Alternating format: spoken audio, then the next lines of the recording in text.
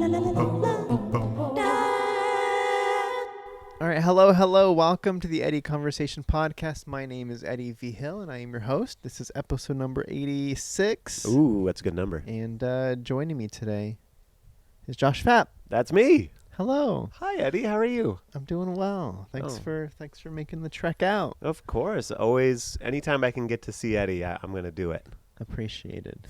I don't know why I'm talking about you in the third person, but dude, Eddie's great. That's how we talk about Eddie. That's how we talk about Eddie. Yeah, we got to keep. Yes. All right. Wait. Could that be another podcast? That's how we talk about Eddie. That's how we talk about Eddie. That's a good one. Right? I don't know if. And then it seems a little self-indulgent, but yeah, I'll take it. Maybe a little bit. All right, who wants to come on the show and talk about Eddie? Oh, can I be your first guest? Yeah. Yeah. Okay. Cool. Okay. All right. I'm coming back for. That'll be a one-episode series, but let's do it.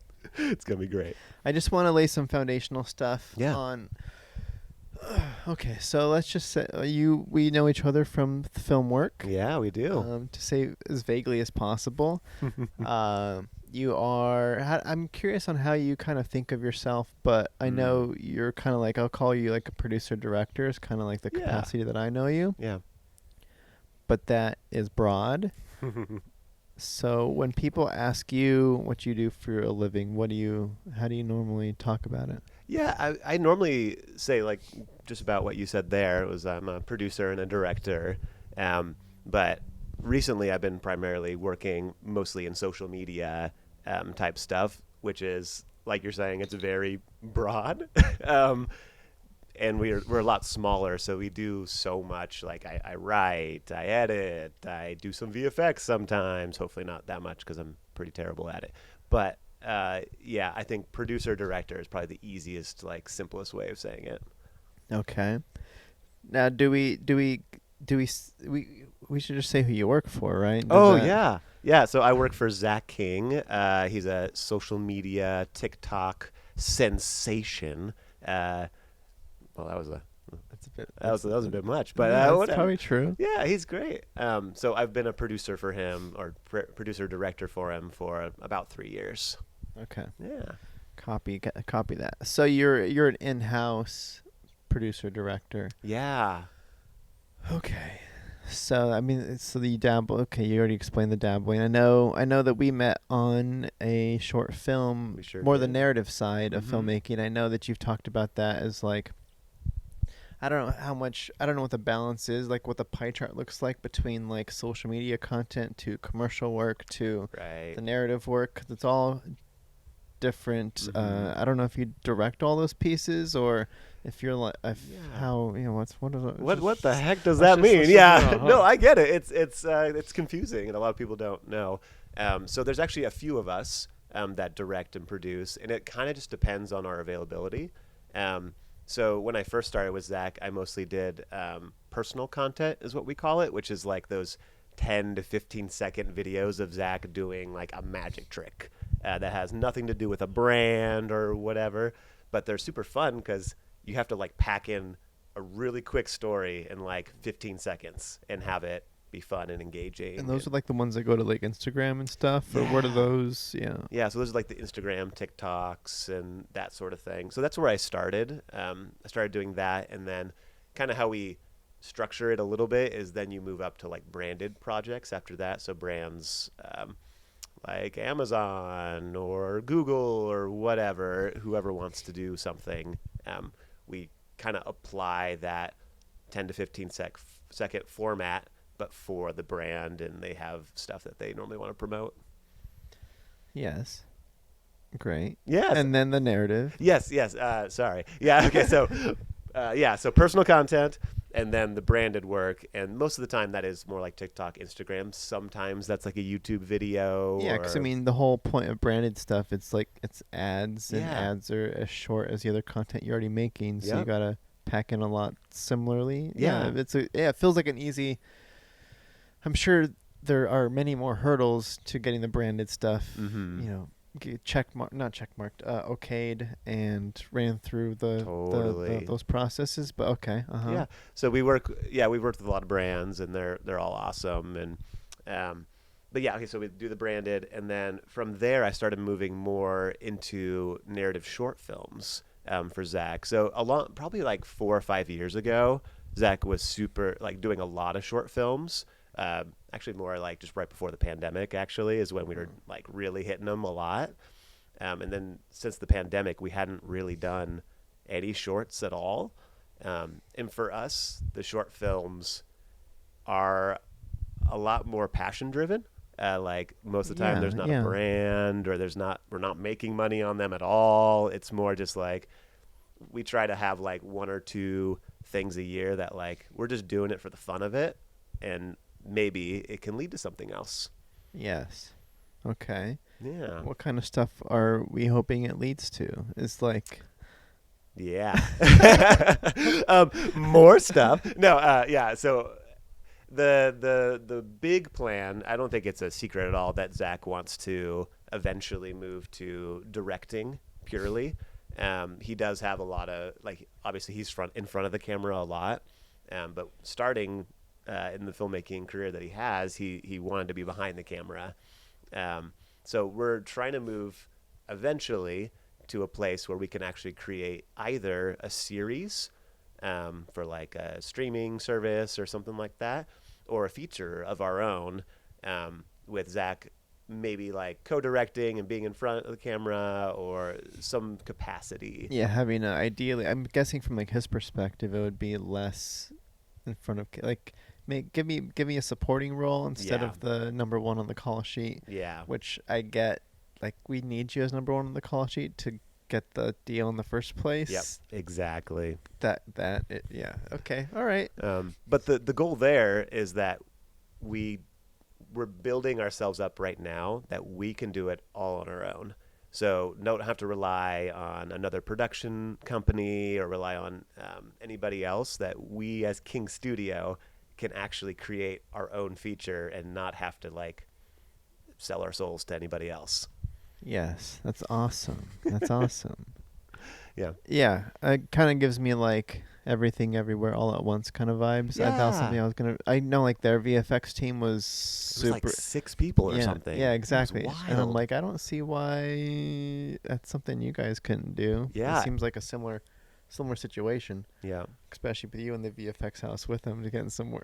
Yeah, exactly. And yeah, so we're building up VFX, but also just like other aspects like, DPs and editors. That stuff's easy. Oh, that stuff's easy. That's the easy part.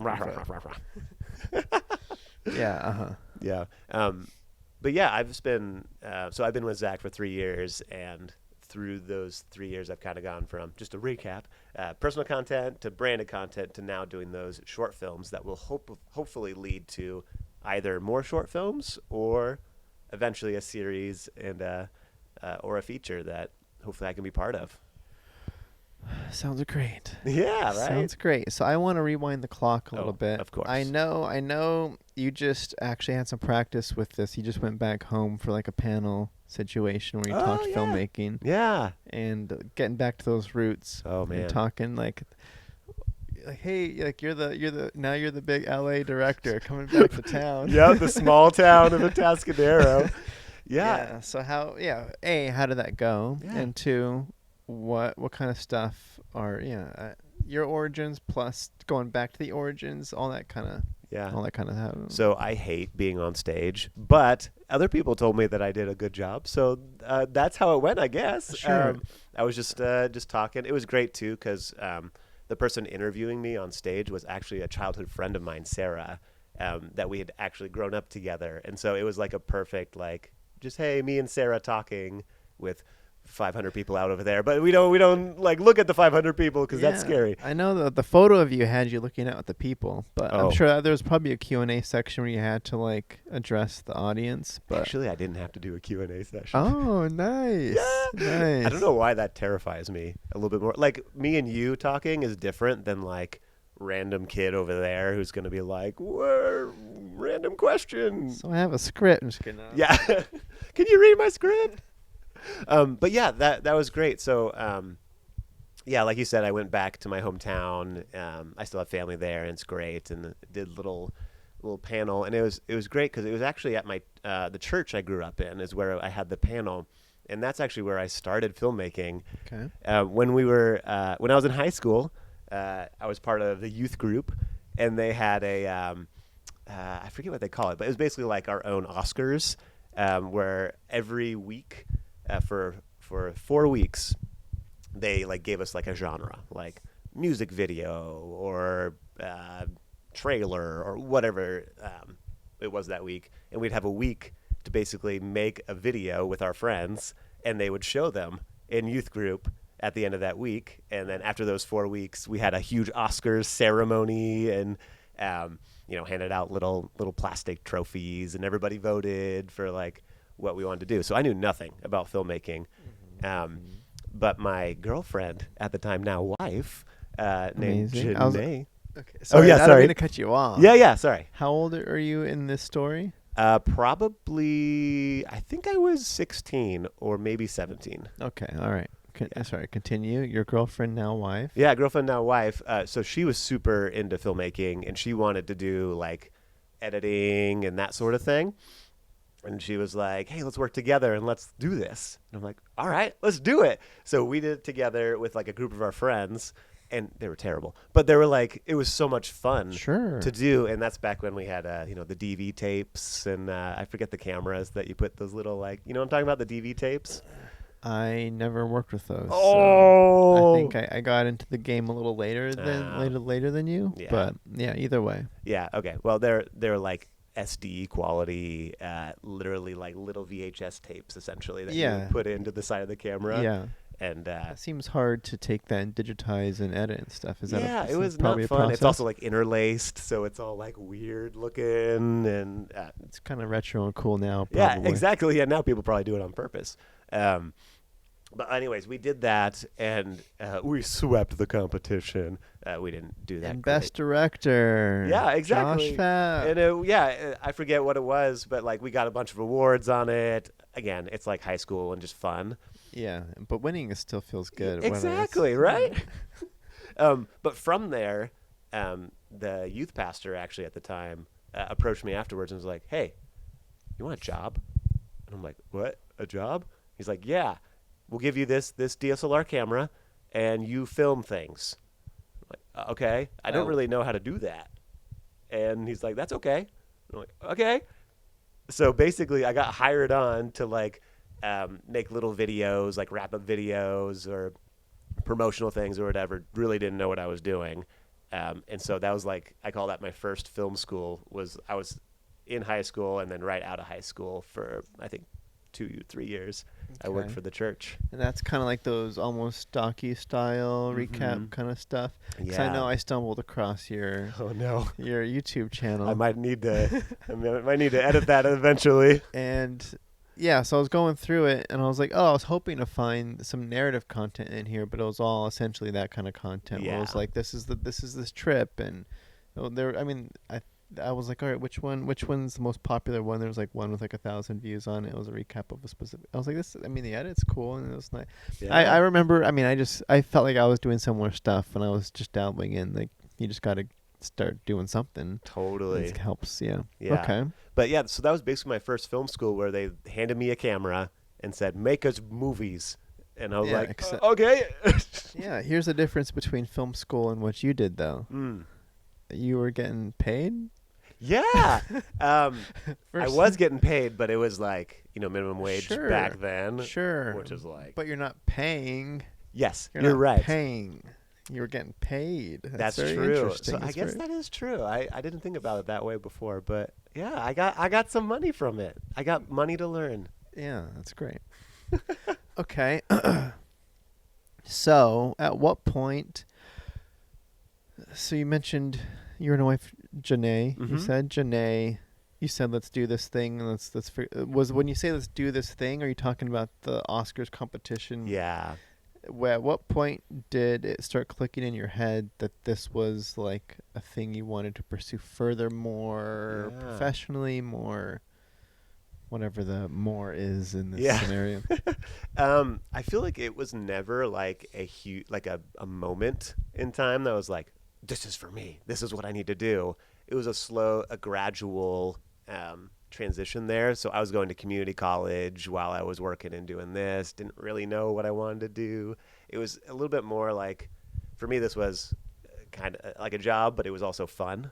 Like, I got to experiment and kind of do art stuff. Like, that's fun. Yeah. But it wasn't actually until maybe like, I might be dating myself now, but 2012 or 2013. We're trying to prevent that, yeah. Yeah, right. Uh-oh. I was just finishing up community college, didn't really know what I wanted to do, and I just decided to like put myself out there, and just in the filmmaking realm in general. And so I'm up in Atascadero, which is like 4 hours north of LA. Okay. Super random, but there's like my mom's a dental hygienist, and she was cleaning the teeth of the dad of a guy who made movies or made TV shows, is basically like how it was pitched to me. And they're like, yeah, we would totally love to like have your son, work for free for us. Because my mom was like, oh, yeah, maybe. a little internship of some kind. Yeah, exactly. And it's all the way down in Pasadena. So it's like, 4 or 5 hours from where I'm living. And it was unpaid and with no like. They fed you, but that's probably maybe they fed you. I don't know. I don't even. All right, go on. Anyways, so it was a show called what was it called? Super Car Super Build, and I knew nothing about cars. It was like on the Discovery Channel. Kind of reality based. A little bit. It was like they would go through the cars and they'd explain this car is really cool. Basically, like it's like super fancy cars. And then they get the beauty shots and the yeah. Yeah, exactly. Okay, yeah. So I kind of took a leap a little bit and just was like, you know what? I'm going to try it. Like, let's just do it. And there was no like end point or anything. It was like, yeah, you intern for us for free for however long you want to do it. I know, it's a little scary nowadays. It was back in 2013, right? Still a decade ago. Yeah, all right, yeah. But luckily I had my aunt and uncle lived in Santa Clarita, so I moved in with them, and they were super awesome to let me just stay with them for free, and I would commute down to Pasadena every day. Yeah. And I was definitely digging into the savings just on gas and whatever. I did that for about 3 months, and after that they actually offered me a job. Nice. To be an assistant editor. So I did that for a while, actually, more of the post route, and the assistant editor. I did get to edit a little bit, but it was mostly like the assistant work. Okay. Yeah. I'm still trying to go to, like you said, you're going to community college. Yeah. And had this switch of like, I want to put myself out there, right? Mm-hmm. What I'm trying to think of, like, what was this random happenstance of your mother working on somebody who knew somebody who then connected you down to LA. Yeah. But what were you doing more narrative stuff up there, trying to do commercial stuff, like smaller things up there? Totally. Yeah, what was the... Yeah, I totally skipped through that. I'm sorry. That was all yeah, so I actually I worked for the church and did the videos, but I also was trying to start my own thing of doing a lot of like wedding videos. Okay. I did a lot of those. How was that? It was pretty bad. It wasn't bad. It was just people don't value, at least especially back then, they didn't value the videographer that much. Like, you'd pay a photographer like full rate, thousands of dollars, but a video guy, yeah, can you do it for like $300? Really? I think it's a little bit different. Yeah, now it's different. Yeah. But back then it was like, I mean, in their defense, I had like a little DSLR, like the 5D Mark II. Yeah, you didn't look. Yeah. You weren't carrying the easy rig, and I don't know what videographers carry around. Yeah, what do they use now? I don't know. They don't walk around a wedding with an easy rig, though. I don't think. I mean, maybe, who knows? But yeah, so I did that for a while. I did a few random commercials, like I did one for like Waste Management, sure. Like another random one. I think it was called Kaboom. It was a local place that literally would like stick toxic gases in holes for like groundhogs, and they would light it on fire, and it would go kaboom, and it would kill all the rodents inside. So yeah, I did a commercial for them. Nice. And how did these trailers come to be? Were you promoting yourself as like an in-house videographer, like a one-man band kind of thing? Yeah. Okay, yeah, it wasn't definitely. like a you and Janae company. It was No, so I guess I didn't mention this either. Basically, after high school, Janae started to feel like well, maybe this isn't for her, and the editing side is maybe not for her, and filmmaking in general. And she actually started pursuing hairstyling at that point. So she kind of did a switch, and then I kept on going with the filmmaking. Gotcha. But she's helped me on a bunch of projects as hair and makeup, and she's always a great, very supportive. Oh, she's great. We'll call it. Yeah, that's awesome. I forgot where I was going. So were you pitching yourself as a like one man band videographer? Like how did? Because I'm thinking I'm just here projecting. You know, I'm like when I was in Reno before moving to LA, I was doing this. Like I would just go into small businesses and be like, hey. Can I make a commercial for you? Yeah. Or what do you need? So yeah, I'd go to the small places because I'm like, there's no. It's nice to talk directly with with the person in charge versus having to run it up a chain. Totally. Say, hey, you're the owner. This is a brand new restaurant. I'd love to I live just down the road. I would love to cover what can we? I'll work for food. I'll do what? Just first of all, I need experience. So yeah. I feel like. It was different every time, but I think for the wedding video side, I did one for free for a friend, and then apparently I did an okay job because then everyone started coming to me a little bit, and that's where I had to start figuring out, oh crap, I gotta price this out and know, and I of course put way too low of a price for the amount of time that I actually spent on it. Oh, exactly, yeah. But so it was very much word of mouth, but again. Atascadero is a pretty small town, and I grew up there my whole life, so everyone kind of generally knows each other. Or I feel like in Reno, it'd be a lot more difficult. It's not too different. It's probably a little bit bigger, but it is a small market, so... Okay. Yeah. No, it's probably a little bit more, but... But yeah, so a lot of it was just word of mouth. And different and then waste management was we need a video, and Kaboom needs a video, and they're like, oh, this guy makes wedding videos, let's have him do our Kaboom video. Yeah, he makes cheap wedding videos. Oh wow, we can there we go, we can charge not very much, and it'll be great. Nice. Yeah. Okay. So at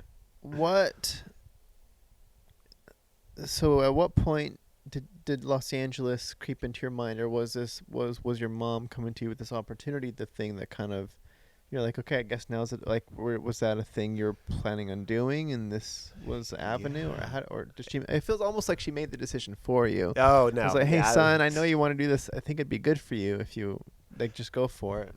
Yeah, I guess I did kind of say it like that, but it wasn't really like that. It was more so I was doing these wedding videos, working for the church, doing these a couple random commercials. For whatever reason, LA was never at least when I was that young, I gotta go to LA to make something of myself or anything like that. It was more I could figure out how to still live here and do local commercials and that sort of thing. Yeah. And it was really a out of the blue mention from my mom that she was cleaning the guy's teeth.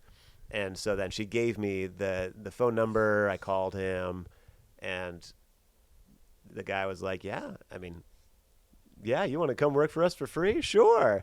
And it sounds all glamorous and cool, right? Because you're like, I get to work on a TV show. That's cool. Sure. In any capacity, even if I don't get paid, that sounds great. Yeah, anything to get you in the environment. I mean, there are pluses and minuses, but there's a lot of pluses at that point when you don't have anything to grab onto. That's it's something. Yeah, exactly. So I kind of just did it. I just kind of was like, you know what? Let's just try it. And maybe we'll come back to this, but I feel like there's been 4 or 5 times in my life that there's that sort of leap of faith type moment. And every time I've taken the leap, it's been awesome. Somehow, it's always good to take the chance. For me, at least, every time I've taken the chance, it's so scary and a lot of times financially not good, or maybe a bad decision on the outside, but it's you know what, this could lead to something, and every time I've done the leap, it's paid off. Okay, that's awesome. I'm thinking about, okay, so you did 3 months as an intern, and then they eventually offered you the job. Yeah. Which is cool, and it paid off. Now, I guess I'm thinking about... You jumped into the editing room. You said an assistant editor. Yeah, assistant at editor. That time. Yeah, I did do some. They were also kind of a smaller company, so I did some like assistant camera too, and a little bit of cam opping. Basically, it was like, hey, we're filming over here. Can we just get another camera? Stick Josh on it. Yeah. Yeah. Yeah, that's something. No, it's all. I think that's all good stuff. Yeah. That's just how it goes. That's how it goes. Right. Yeah. But from there, so Janae and I, we'd been dating for 4 years at that point, and we were going to get married. And my grandparents, so I was pretty much like totally good with not going to film school because I got a job like as assistant editor, but like, yeah, I can work my way up and I can make my way. I don't need to go back to school. And then my grandparents were like, Josh, we'll pay for your whole school if you decide to go to film school. Basically trying to get me to go to school. Yeah. So I had kind of had this is one of those crossroad moments where it was like, well, I got a good thing going right now, but maybe it's worth it to go to film school. I don't know. Am I going to learn anything? Is it even going to be worth it? But that was too enticing a little to not go to film school if it's fully paid for by your grandparents. Yeah. So I did it. I went and I got married, and then congratulations. Thank you. And so Janae and I, we were living in our hometown of Tascadero, and I got into CSU Long Beach for their film school program there, and we moved I think it was 3 days before our wedding. We moved everything down to Long Beach. We knew nobody, didn't even know the area. We'd never even seen the apartment that we had signed the lease for. Wow. It was wild. We moved down there. Yeah. So is this Blah, blah, blah, blah, blah, blah, blah. Does this count as one of those leap of faith moments as well, or is this a little bit? Does this count? It doesn't. I don't know. Yeah.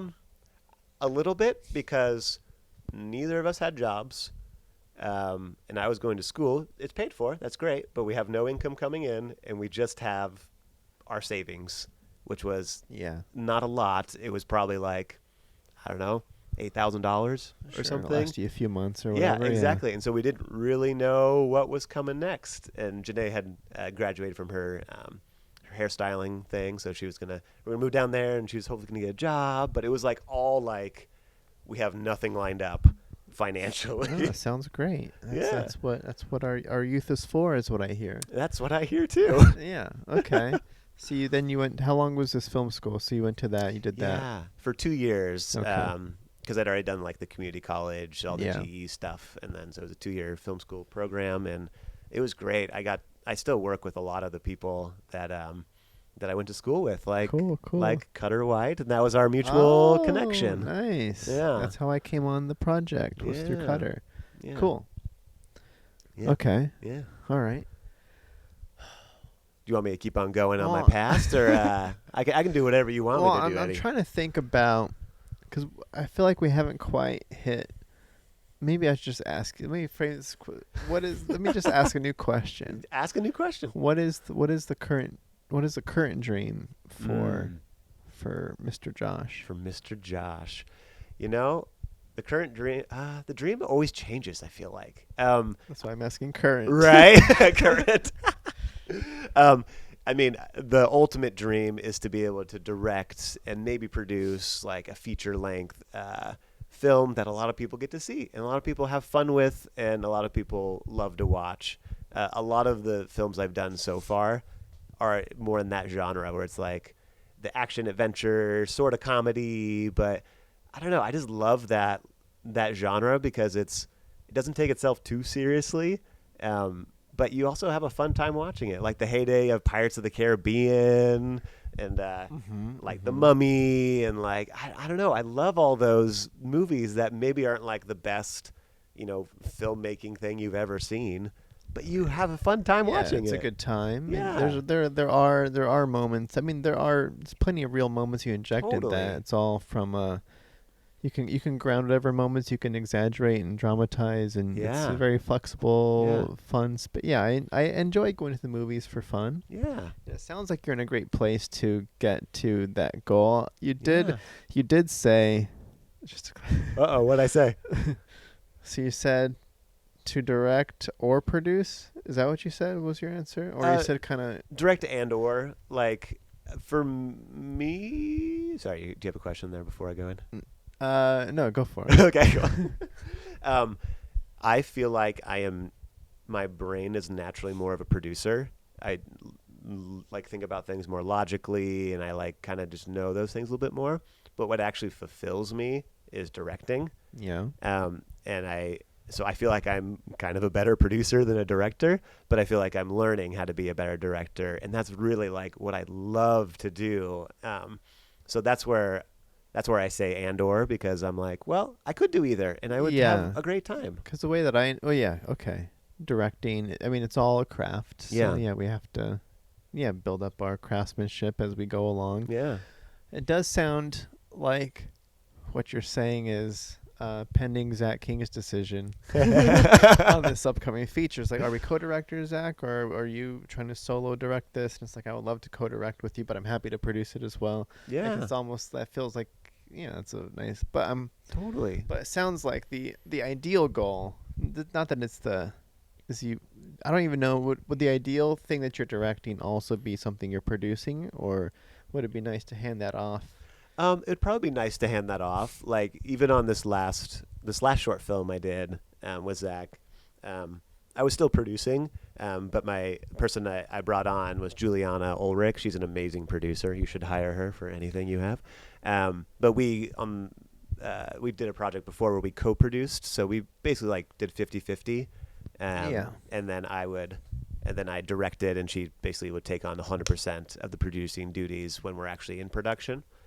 But what we did this last time is I basically took on like maybe 15-20% producing, and she took on like 80%. Okay, nice. So I feel like for me that's like a perfect world, because I don't want to completely give up the producing side. It's kind of fun. Yeah, because like you said, it comes naturally. You're good at it. You can think it through, and your input's probably valuable, and it can speed things up and help things overall. Totally, yeah. But it does pull energy out of the director, Josh, too. So it does. There's that. Yeah, I think we did joke about it. Or which hat do I have on? Is it the producer hat or director hat? That is stuff I would say. Yeah, I'm pretty sure you made that joke. Is this producer Josh or is this director Josh right now? And sometimes I have to take those hats on and off in the middle. Yeah, so I guess just this feels like a nice, easy, fun question. Yeah. Ooh, a fun question. These other questions, they've not been that fun, but this one right here. This one, exactly. I was like, why did I say fun? That's a dumb way to describe a preface. Okay, so the fun question is, what about directing do you enjoy the most, / also feel like is the thing that's coming to you hardest, like the thing that you're that you need the more reps on, or I don't know how you approach it, but yeah, totally. Man, there's so much about directing I love. I feel like I'm a slightly unconventional director. Well, maybe I'm not, but what I rely on the people around me a lot. I rely on my DP and my first AD and script supervisor, or whoever. Hello, that's me. That's you. I feel like I have the idea in my head of like what is going to happen on that day, but I hold it very loosely because I know in filmmaking there's going to be things that go wrong, or there's not enough light, or there's that actor is sick now, or like whatever the heck the thing is. Or even suggestions from outside of your own head that come into the place that may be better. Yeah, exactly. It can go both ways. And I feel like most of the suggestions that come in are a lot of times much better than mine. And so I feel like the way I approach directing is a lot more of just like the gatekeeper a little bit, or like I have the idea of what I think it should be and how it all ties together. And then I'd love to hear everybody else's ideas of like, well, wouldn't it be great if this happened in this scene? And then I can think about it in like a holistic sense of like, does that work for the whole project? And if it does, then it's like, you know what, that's a great idea. Let's try a take of that, or let's try something different. And so much of the time, that is the thing that actually makes it in the end, 'cause it's more genuine, or like it's like an outside creative perspective where I'm just living in it for so long that like this is like my head is like, it's like tunnel vision. This is the way. I have it in my head, and then everyone's like, well, there's a better tunnel over here. You should do that. Yeah. Yeah. So I guess to clarify too. Yeah. Is this the unconventional director side, or maybe that's why I was like, maybe it's not that unconventional. I feel like that's the ideal director side. Oh, gotcha. Like I feel like that's the direction directors should be going. Yeah. Is the more confident they get. Like that's the whole thing about. I don't know, because I work with a lot of directors as a script supervisor. Yeah. And it feels like the more experienced or the more confident the person is in the director chair, the more they listen to other people. And the less confident, the more they push their vision out and they don't listen. It's like, no, this is how I want it. I'm not listening to anything else. Let's just do this. Yeah. Yeah. So I feel like that's more of the. So maybe it's not unconventional at all. Yeah. Maybe in my head, like I feel like we idolize, or a lot of people idolize, the directors that are the ones that have the singular vision, though. Like they're the ones that are like the Stanley Kubricks of the world. He's like, I'm going to do 1 million takes until I get it exactly right, and you can't tell me otherwise. I don't know if that's how he actually sounded, but I feel like when I think about directors, a lot of times I think about the ones that are the dictators, but they have amazing films. And so that's where, in my mind, it feels like it's maybe not exactly conventional. Maybe that's why I said that. I think I also imagine that those directors, I have a hard time believing. I'm sure there's people like this, like a director that knows the specifics of everything. Right. But I don't know how one person can know everything. Yeah. Like with how does this director have a specific vision on the costume the person's wearing? Right. And like where that costume's coming from. Right. And how it flows and how it fits on the person, and also the makeup they're wearing and the hairstyle and the camera angle plus the specific way the lighting's hitting. That's true. There probably are people that can do that. That's not me. No, that's not me either. It's like, please help me. Because, so you're in a similar boat. Yeah, leaning on the team, I think, is, Yeah, and so I love to surround myself with people that know more than I do. I feel like we as directors need to dabble in a little bit of everything. So we're just dangerous enough to know, like, what we're capable of doing with lighting or camera or sound or makeup or whatever. Yeah. But we don't need to know how that actually is applied. Enough to communicate, I think, is kind of Yeah, that makes sense. Okay. Yes. Continue. Sorry. Yeah. No, you're good. So you were basically asking me what I love about directing, and I kind of went on a tangent there a little bit. But I think what you can take from it is what I love about directing is that collaborative atmosphere. When you surround yourself with really great creatives, and we're all trying to make something great, that's like I just love that atmosphere, and I love working together to create something awesome in the end that we can all be proud of. So I really love that part about directing. So do you bring that into all? I don't want to lead the interviewee here. Lead it. But do you bring that to every phase of production? There's pre onset and then post production. Yeah. Are you? Blah blah blah blah blah blah blah blah. Yeah, I try to do that on every phase of production. In pre-production, I try to stay as long as I can in the blue sky phase. So if anybody doesn't know what that means, it's just like the what ifs of the world. Like we don't lock down exactly what's going to happen creatively, or we don't think about how we're going to pull it off. Let's just dream big, and let's dream, you know what? What if we had a pirate ship? Could we get a pirate ship, and then they're on a pirate ship and they're all fighting or whatever, which logistically sounds impossible at our budget level, and also could just be impossible maybe. But I love to stay there, and I love to hear other people's blue skies ideas of, what if we skydived? Or I don't know, something random there. And that's kind of, you're talking about, that's like writing process stage, right? Like you also write the projects you're directing in this context. Yeah, I do a lot of co-writing. I feel like I'm never just the writer, because that's one of my that's another thing I need to work on more, is the writing side. But I love to work with like a group of people. We almost kind of like have like a brain trust a little bit, where there's a couple of us that all get in a room together. Maybe I script it out, and then we read it, and then we're like, oh, well, what if we change this, this, and this? So I guess technically you could say I'm the writer, but I don't know. Sometimes it feels like it's like, oh no, I'm just taking that idea and this idea. Yeah, and that it's idea. almost kind of like I feel like it's the story by, like you're the I have a story in mind. Let's all talk about it, because the writing is technically what ends up on the page later that we work off of. Yeah.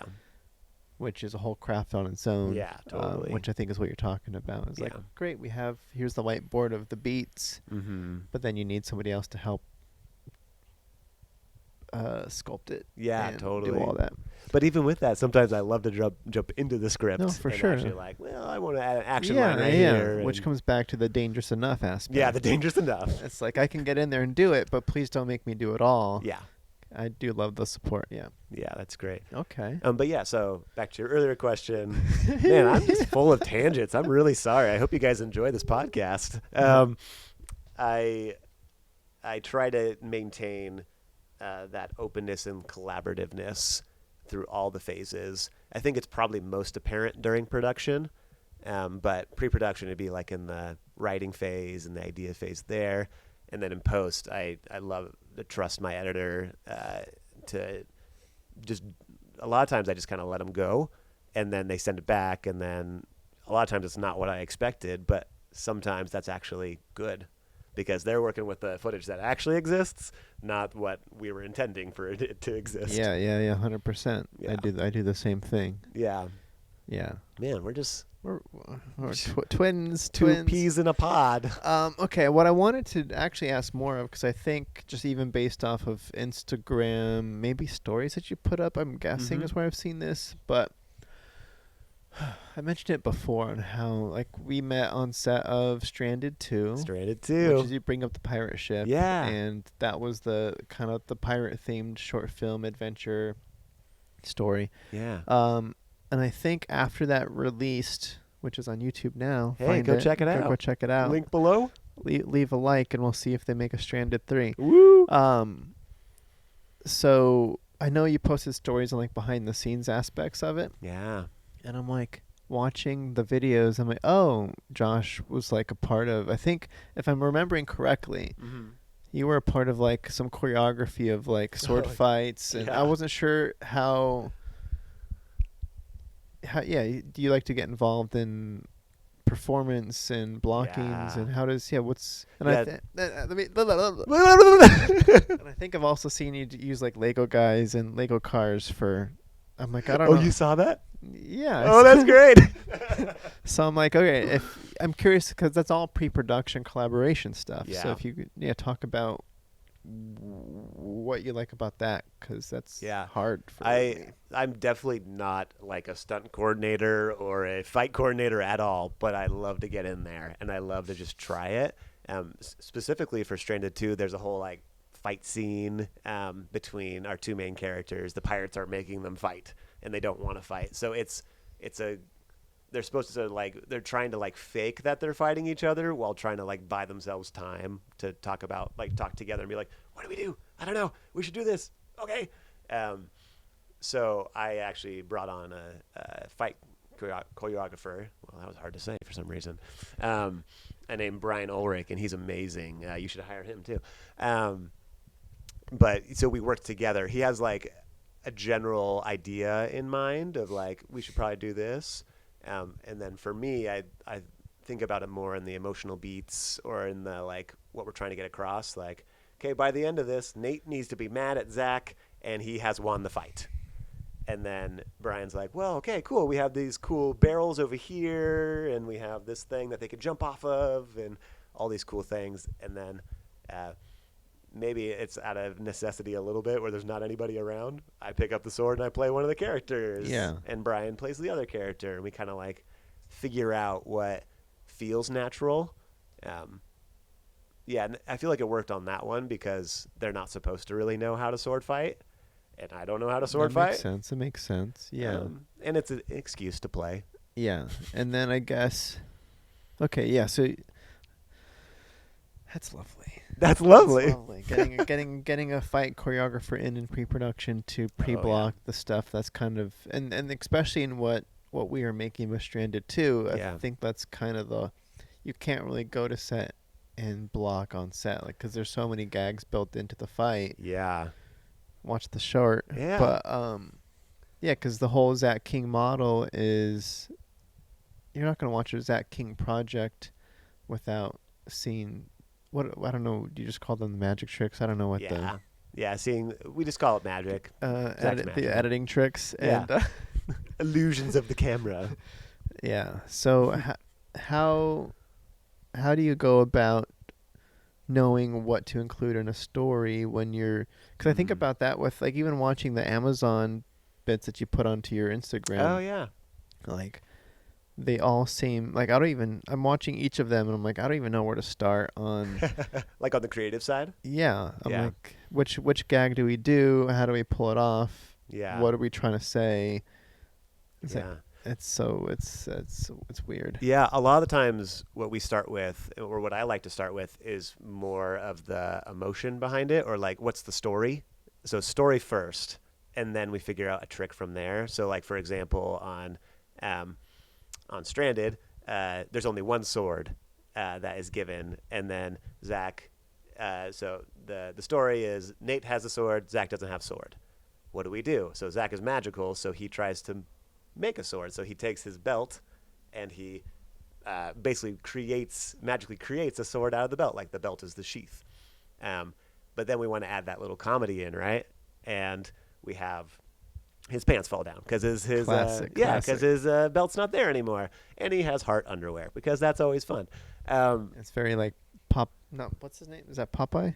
Yeah, Popeye kind of like Popeye. Yeah, I don't know, back in the day cartoons. Yeah. So so I always start with the story first.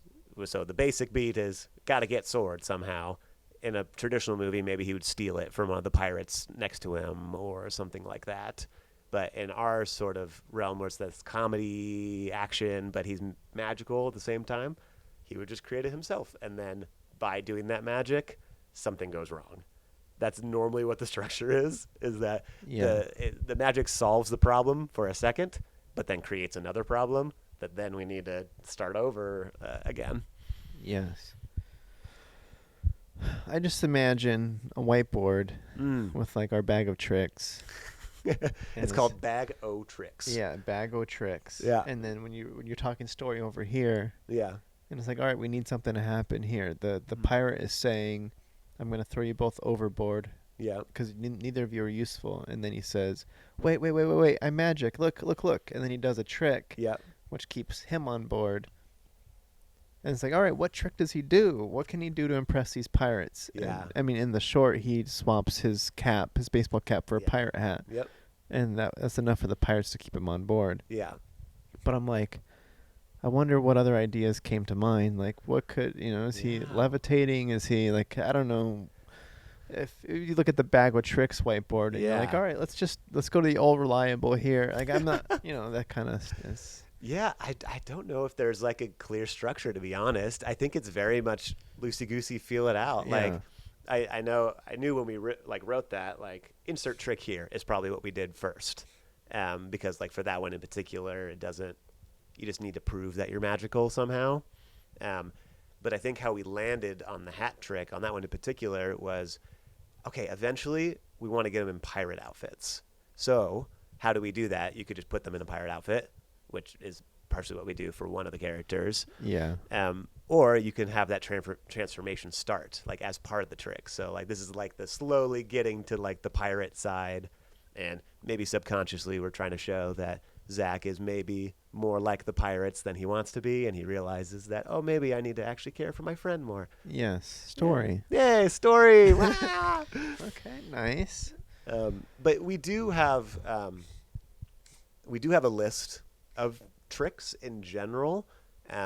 What it is actually, I don't even know if you want to know this, but I'm going to tell you because you're a captive audience. Let's hear it.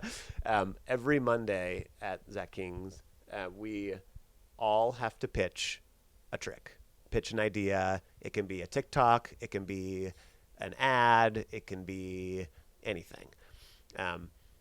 and we have to yes and everybody's idea. So I go and I pitch a trick, and then there's no negative. There's no that sucks. How are we going to pull this off? I don't know what to do. You have to add at least 3 pluses to the trick. So we're in a group of maybe like 15 people, and we all just throw up random things, and we write down all the ideas in addition to the trick ideas, and then we archive those. At the end of actually each meeting, we all kind of, it's not like vote, but we all put like what our favorite one was and our second favorite. Yeah. It doesn't mean that's going to be made, but it's more like it goes on the bag of tricks whiteboard after that kind exactly. of thing. So we've done this for maybe like every week, probably like a year and a half. So 15 ideas for a year and a half every Monday. You start to kind of have like a bag of tricks. Yes. Sometimes they're repeats, and sometimes they're just slightly different versions. It'd be hard to have a completely original, full-on thing each. Yeah. But it's helpful because we can go back to those, like we keep those all archived, so you can go back to them and be like, oh, that's right, Alan had this awesome idea about ladders, scaling a wall or whatever. And so you go back and you're like, oh, that's right, we should do that one. Mm-hmm. I like that. Yeah. Good exercises. Yeah, it's great. And it keeps us all fresh and just in that like magic mindset. And also, positive and the yes ands are lovely. Totally. It's too easy in the film world to go to shoot stuff down. That's kind of the whole thing. But yeah. That's the whole thing. That sounds lovely. Yeah. It seems like a whole there's a word for it. I don't know. The toxicness. I don't something know. Something like that. Something. I'll briefly talk about you. You were mentioning also that you saw my Lego video, blocking video. So what I also do a lot, and we try to do it at Zach's as well, but I just love doing it personally, is make my own blocking videos. Meaning, I take a camera and either I take myself and I go film myself or somebody else super crudely, no lighting, no whatever. Maybe it's on an iPhone, and we shoot whatever the trick is or shoot whatever the scene is, kind of like a storyboard, because then I bring it back in an edit and I see, oh, actually I want to change this or change that. And it's super helpful for me to kind of start visualizing what is there.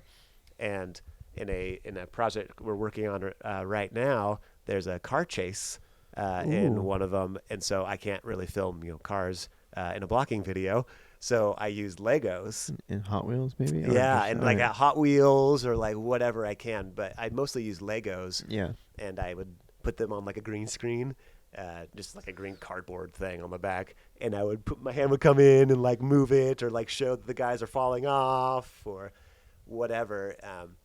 So it helps me figure out what do I actually need in this scene, especially for things that are like dangerous, like car chases or things that take a long time like that, or this reset just takes forever. It's just so helpful to just shoot it before. That sounds very helpful. Yeah. For everybody involved. Yeah. So you're not showcasing, so you do like a crude edit as well as on all the footage, and that's what you're showing, I'm assuming. Yeah. So that's good for like the DP, everybody. It seems like it'd be very helpful. It's for you. It is very helpful. It is time consuming though. Like it does take a long time, and I don't honestly do it for every single scene. It's more like the scenes that really you really have to know the blocking. Or maybe we only have 4 hours at this location, so we really have to get in there and know exactly what's happening. That sounds great. Yeah. That sounds great. Dude, you sound great. Thank you. You're welcome. Nice. The time has flown, I may say. Oh, no. We're nearing the end already, my friend. Oh, no. Okay. I just talk too much. No, it's all great. That's what we're here to do. That's true. That's what we do. Josh and Eddie, we talk. So let's close out with questions about, I don't know. I know we were talking about like you lived in a cabin for a while. We were talking about you guys have recently put out some like reveal videos to kind of showcase some stuff that reached its like point. So I'm like, there's another one coming on that, I'm sure. Yeah. And I know you helped produce on that. Yeah, I made that one. That was a fun one. Or I made the first one. I forget. There's a couple of them, I think, at this point. Yeah, I don't know. Yeah, who knows? I don't know. The YouTube knows. But yeah, it is fun to kind of show behind the scenes a little bit, and we are still not showing everything. Of course. We still keep a couple things in our pocket. But it seems like those are actually getting some traction. Like, people actually want to see, how do you actually like do this? I mean, that was kind of a joke on set, I recall. Is I think maybe you're telling me this, but you're like, hey, Eddie, the funny thing about making this is that the behind the scenes of these videos are going to get more views than the short itself. Yep.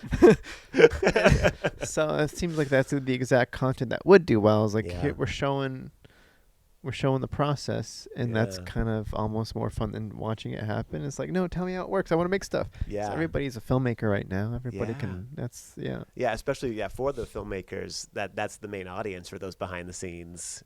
But I think you're right. Like, I've been seeing a lot of people who like aren't filmmakers, but they're like, oh, I want to see like how this was made, or like even random things. Like I watched The Last of Us last night, and it's great. I love it. But at the end of all those episodes, they have like just a brief behind the scenes, and it's just like it's becoming a normal thing that, like, after the credits, you just watch how it was made. And I know that Craig Mazin, the showrunner of Last of Us, he also has the side podcast. Yeah, script notes. Well, the script notes, but also they did a Last of Us in-depth, like, episodic. I haven't listened to that. Yeah, I think they're doing that too, because he did that for Chernobyl. Like, you can do a deep dive on that episode with the writers and stuff. And it's really cool that is happening, because then we get to, us filmmakers and non-filmmakers can watch it and learn from it and know what we can do. Yes. Because I know I watched episode 1 the other night. I'm just barely getting into it. Yeah. And I scrolled a little bit ahead, and I saw I was like, oh, there's more here. Mm-hmm. But I was worried that I was like, and for next week. Like, I didn't want to be spoiled for next week, so I didn't play it at all. But you're saying this behind the scenes stuff? Yeah, so they do that sneak peek first, and then you gotta skip ahead a little bit, and then they go into the behind the scenes of the episode. I hate sneak peeks. I don't need it. Yeah. I don't need it. It is a little bit of a bummer, isn't it? We can go to that later. And for next time. Next time we'll talk about Okay, I guess last question. I know you mentioned the dream, but I'm also curious as to, like, do you have, I'm assuming, do you have any time or any ambition to make something outside of Zach? Yeah, outside of Zach. I totally do. I actually have a couple shorts I've written that I'm trying to get made eventually. It's a lot harder. I don't know. Yeah, shaka. That's funny. That's actually I won't say what that is. But yeah, I do. It is tough because I love working for Zach, and I love the content we get to make, and I know it's gonna be made. Where a lot of times, the stuff you start on your own, you're your own boss, or you're your own driver, and a lot of times you have to provide the finances, or you got to provide all the things, and so it's a lot more difficult to get those made, which shouldn't be an excuse, but I put in so much of my efforts into stuff I know is going to be made, and I'm getting paid for it to do, so it's kind of like, well, okay, I'm going to focus on those things. Yeah, and you enjoy doing it, and too. I enjoy doing it. It's so much fun, and so there hasn't really been some downtime recently with all the projects that are happening, which is awesome. But I feel like eventually, I'm going to have to probably do something on my own to be able to just branch out a little bit. Like, I know earlier I was saying I love action adventure and comedy, buddy comedies type stuff. But I think it'd be good to just experiment with other genres too. Do a horror thing, or do a sci-fi thing, or straight up drama, or straight up drama. Yeah, it's like I want to get serious, and because you do so much goofy stuff and fun stuff, sometimes it is good to contrast it with, like, totally, let's get into some grief or some depression or like all that fun stuff, all that good stuff. Yeah, because so you're saying yes. So you have some stories kind of floating, some early ideas percolating back there? I have some early ideas, and I actually have some, like, physical scripts ready to go. Yeah. There's one I'm really wanting to do. It's based on a book series that is like a bestseller though, and I don't know if I'm gonna ever get the rights to it, so it might have to be a fan film. Sure. Which is always a scary thing because you might lose. They might tell you to take it down as soon as you post it. Yeah, all and that all hard that work. Yeah. is for nothing. But I have those floating around, and I do have an idea for a feature eventually. I don't think it's gone through the blue sky long enough yet. Yeah. Yeah. Great. Yeah. Awesome. I'm excited to see how that all goes. Yeah, me too. Is that the end of our podcast? That's it. I will just say for those that want to kind of follow along to know, to kind of just follow you. Yeah. And to see what you got cooking and see the latest stuff from Mr. Josh Fapp. Where do people where's some places? I need to get better. It's funny. I work for social media and I'm pretty bad at my social media. That's how it goes. But I'm on Instagram. Just Josh Fapp. I have a very unique name, so nobody else took it. So nice. That's it. Josh Fapp, 2 P's. Yeah. And 1 J. And 1 J. I don't know. That's dumb. Don't joke, Eddie. Don't joke. You made me laugh, so that's good. Great. Captive audience. Yeah. Cool. Well, yeah. Thanks again for coming out. Of course. Pleasure. We'll have to. There's plenty more on my list we didn't get to tap into, which is great. It's great. That's good. It's a good problem. Cool. We'll have you on again. Yeah, I'll come in a couple months or something. Sounds good. Yeah. All right. Okay. That's the show. Bye, everybody. All right, bye.